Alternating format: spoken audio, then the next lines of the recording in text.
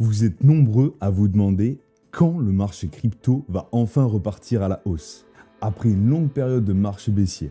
Eh bien aujourd'hui, je vais partager avec vous une hypothèse centrale.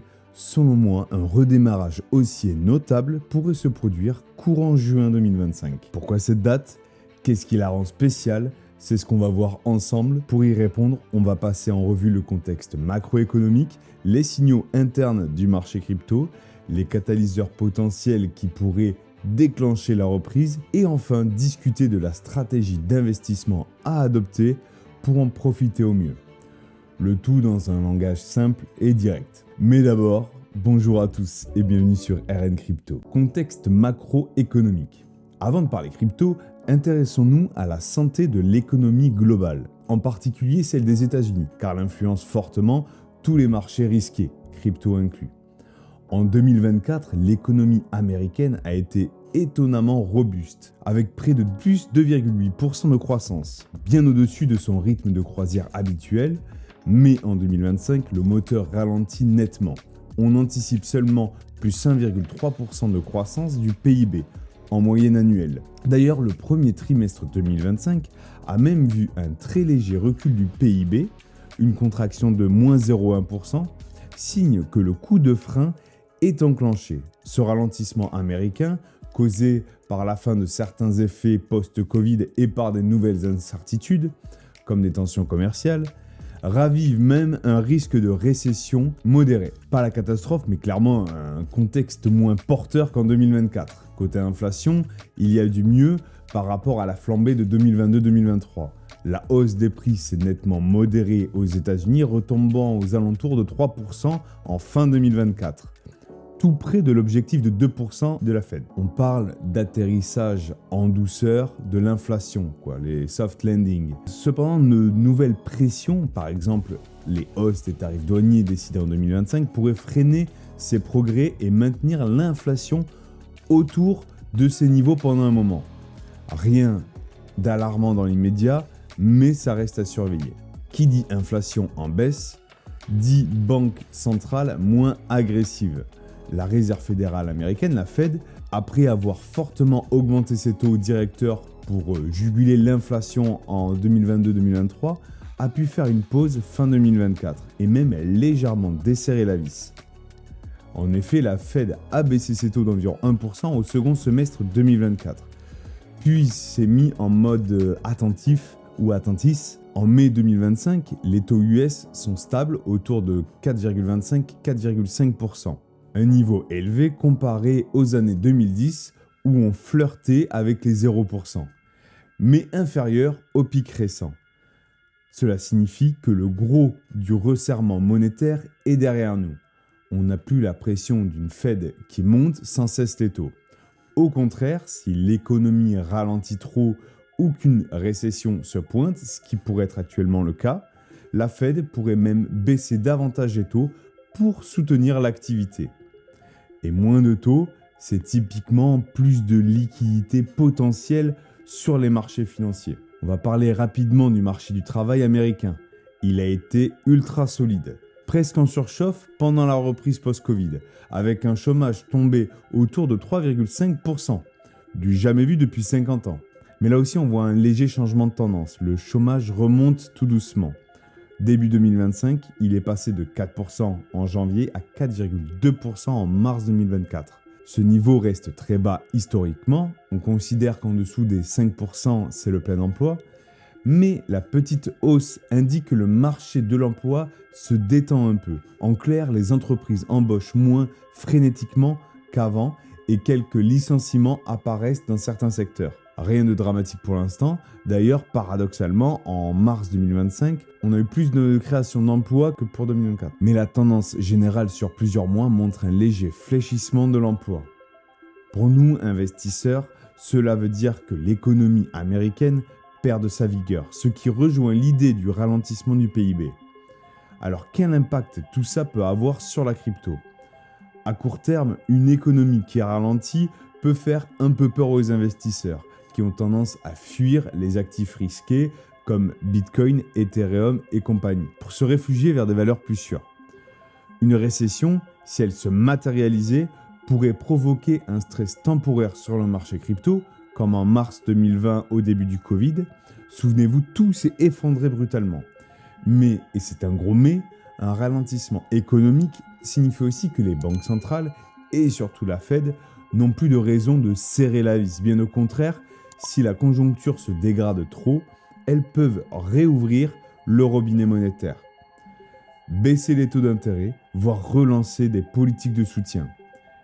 Et on sait qu'historiquement, des taux en baisse et des injections de liquidités tendent à booster les marchés financiers, y compris forcément les cryptos. Par exemple, le bull run de 2020-2021 a été alimenté en partie par les milliers de milliards de dollars injectés dans l'économie après la crise Covid. En résumé, le contexte macro fin 2024, début 2025 est mitigé. Croissance en perte de vitesse, inflation en voie d'apaisement, politique monétaire moins hostile, on respire un peu plus, mais encore des incertitudes. Ce contexte de transition pourrait jouer le rôle de catalyseur sur le moyen terme. On peut imaginer que d'ici mi-2025, si l'inflation reste contenue vers 3% et que la Fed commence à envisager des baisses de taux pour relancer la machine, l'appétit pour le risque reviendra en force. Et les cryptos qui ont souffert des taux en 2022-2023 pourraient redevenir attractives. C'est un élément majeur pour notre scénario d'une reprise en juin 2025. Le timing correspondrait potentiellement à un tournant macroéconomique favorable, fin de la politique monétaire restrictive, espoir de reprise économique. Signaux internes du marché crypto. Passons maintenant de l'autre côté de la barrière dans l'écosystème crypto lui-même. Au-delà de la macro, il y a tout un tas de signaux internes qui suggèrent que le marché est en train de préparer le terrain pour la prochaine phase haussière. 1. Le cycle historique post-halving. Vous le savez peut-être, Bitcoin suit des cycles liés à un événement programmé tous les 4 ans environ, le halving, c'est-à-dire la division par 2 de la récompense de minage. Cet événement réduit l'émission de nouveaux bitcoins, créant une rareté accrue et historiquement, il a souvent été le début d'un nouveau cycle haussier environ 1 an plus tard. Regardez les 2 cycles précédents. Après le halving de 2016, Bitcoin a explosé en 2017, atteignant près de 20 000 $ fin 2017. Après le halving de 2020, le marché a décollé fin 2020 et surtout en 2021. BTC vers les 69 000 $ en novembre 2021. Ce n'est pas une coïncidence magique, c'est en partie l'effet de l'offre réduite et du regain d'attention que ces événements suscitent. Or, le dernier halving en date a eu lieu en avril 2024. Si on suit le même schéma, 2025 serait l'année du bull run avec une forte probabilité que le marché reparte durant le premier trimestre. D'ailleurs, certains analystes reconnus partagent cette vision. Par exemple, l'analyste Lark Davis prévoit une trajectoire haussière du Bitcoin d'ici l'été 2025 en se basant sur les tendances des cycles précédents. Il rappelle que lors des cycles précédents, l'année suivant le halving 2017 après 2016, 2021 après 2020, a systématiquement connu une forte progression du prix sur les 3 premiers trimestres. Autrement dit, si l'histoire rime, 2025, post-halving 2024, devrait voir Bitcoin et l'ensemble du marché crypto monter en puissance avec possiblement un pic majeur vers fin 2025. Bien sûr, les performances passées ne garantissent pas les performances futures.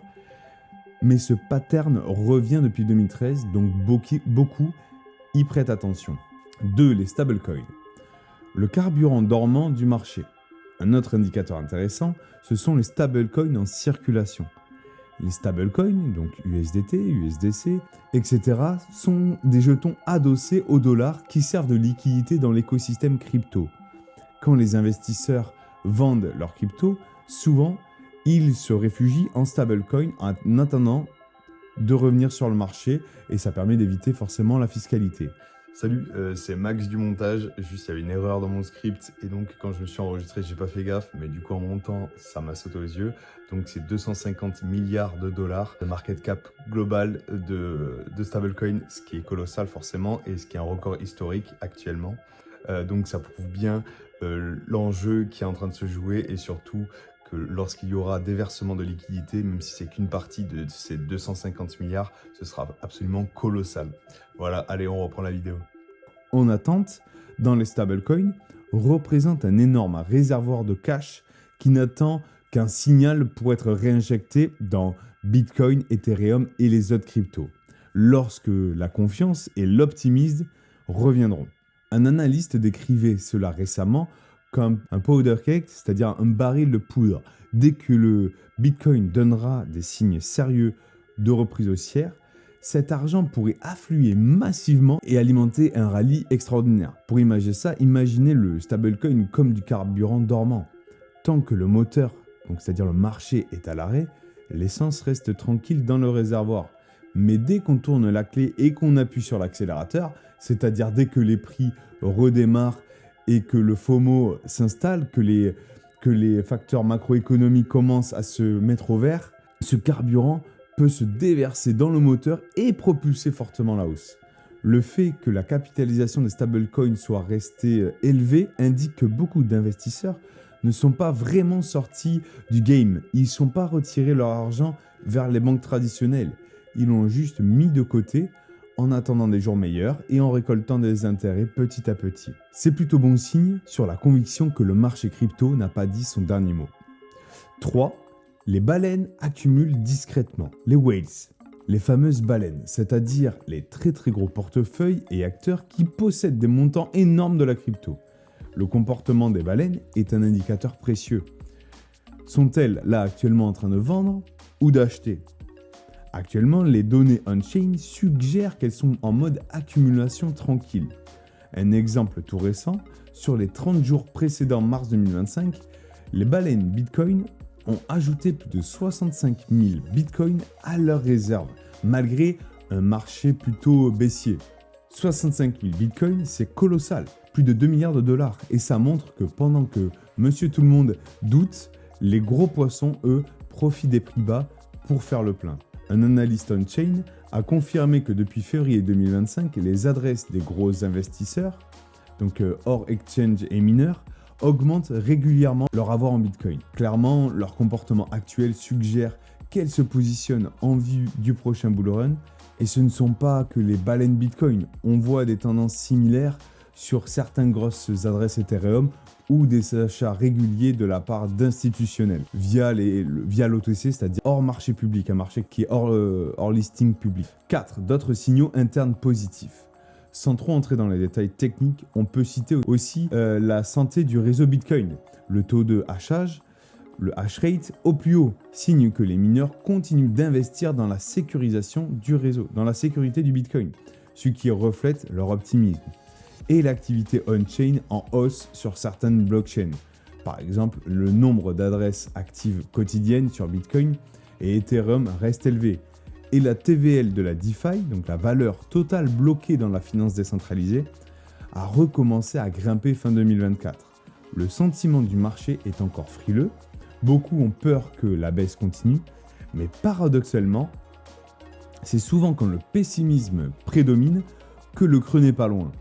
Le fameux indicateur Fear and Greed Index a affiché de la peur extrême pendant un bon moment en 2023-2024 et surtout en début 2025, traduisant une capitulation du marché. Or, traditionnellement, c'est dans ces périodes de capitulation que se forment les fonds de marché. En somme, dans les coulisses de la crypto, tout le monde se prépare, les gros accumulent, le cash est en stand-by dans les stablecoins, le cycle temporel nous rapproche de la phase haussière post-halving. Il ne manque plus qu'un déclic pour rallumer la mèche. Stratégie d'investissement. Comment aborder cette période ? Bon, on a posé le décor, macro en amélioration potentielle d'ici mi-2025 et signaux internes encourageants. Si le marché doit repartir en juin 2025, comment s'y préparer au mieux en tant qu'investisseur particulier ? Voici quelques conseils stratégiques pour naviguer les mois à venir sans se faire piéger et en maximisant vos chances de succès. pas de FOMO. Donc on évite le FOMO, ne balancez pas tout votre capital d'un coup. Laissez faire, étudiez, renseignez-vous. Faites du DCA, donc du Dollar Cost Average. Achetez progressivement des petites sommes toutes les semaines ou tous les jours, tous les mois pour lisser votre prix d'entrée. Restez attentif aux signaux. Baisse des taux, explosion des volumes on-chain, regain d'intérêt des médias, rupture de résistance technique, comme les 100K par exemple qu'on surveille ou les 98. Et surtout, ayez un plan. Prenez des profits progressivement. Quand ça monte, ne pariez pas tout sur des shitcoins et évitez les leviers excessifs qui peuvent vous liquider à la première correction. En un mot, ayez un plan et tenez-vous-y. Le marché crypto a ses humeurs et personne ne peut prédire chaque soubresaut. Mais en ayant une stratégie d'investissement disciplinée, vous éviterez les erreurs émotionnelles et vous serez en position de tirer profit de la prochaine vague haussière. Conclusion. Pour conclure, quand est-ce que le marché crypto va repartir à la hausse ? D'après tout ce qu'on a analysé, la période mi-2025 autour de juin semble en effet un point de convergence de nombreux facteurs favorables. On a un contexte macro qui, espérons-le, deviendra plus accommodant, avec une inflation contrôlée, des banques centrales plus cool avec les taux, et une économie pouvant justifier un soutien monétaire. On a des cycles crypto qui pointent vers une reprise post-halving, le timing correspond, et l'histoire a tendance à se répéter, du moins en rythme général. On a des signaux internes encourageants avec des capitaux prêts à affluer, les stablecoins, des acteurs majeurs qui accumulent, donc les whales, et une base utilisateur toujours là. Manque plus que le retail. Enfin, on voit émerger de nouveaux catalyseurs excitants, comme les RWA, le Bitcoin DeFi, la BTCFi, les innovations DeFi multi-chaînes qui peuvent fournir des histoires et les innovations qui embelliront le marché et attireront une nouvelle vague d'investisseurs. Bien sûr, rien n'est garanti, les marchés aiment surprendre. Un imprévu macroéconomique, par exemple une nouvelle crise financière, Trump qui pète un plomb, un événement géopolitique majeur, ça pourrait retarder la reprise. Ou inversement, un enthousiasme plus précoce que prévu pourrait la déclencher un peu plus tôt. Il faut garder à l'esprit que prédire une date exacte est toujours un peu hasardeux. Notre scénario de juin 2025 est une hypothèse raisonnée, pas une prophétie infaillible. L'important pour vous, en tant qu'investisseur, c'est d'être prêt mentalement et stratégiquement pour que quand la hausse viendra, que ce soit juin 2025 ou un autre moment, vous soyez prêt. En attendant, on traverse la période actuelle avec patience et pragmatisme. C'est souvent dans ces phases calmes, voire ennuyeuses, que se font les meilleurs investissements loin du tumulte. Profitez-en pour approfondir vos connaissances, peaufiner votre portefeuille et pourquoi pas accumuler tranquillement. Ainsi, lorsque le bull run pointera le bout de son nez, vous serez fin prêt à en profiter sereinement, sans paniquer, parce que vous l'aurez vu venir et anticiper. Merci d'avoir regardé cette vidéo. Pense à liker la vidéo et à t'abonner, à activer la petite cloche pour être au courant des futures vidéos qui sortiront. Et n'hésite pas à me laisser un petit commentaire si toi aussi tu penses que la reprise sera courant juin ou au contraire si tu n'es pas d'accord. En attendant, je te laisse avec cette vidéo sur l'orientation politique de Bitcoin et des cryptos au fil du temps. J'ai fait un sujet dessus qui est passionnant. Allez, je te remercie, à bientôt, ciao.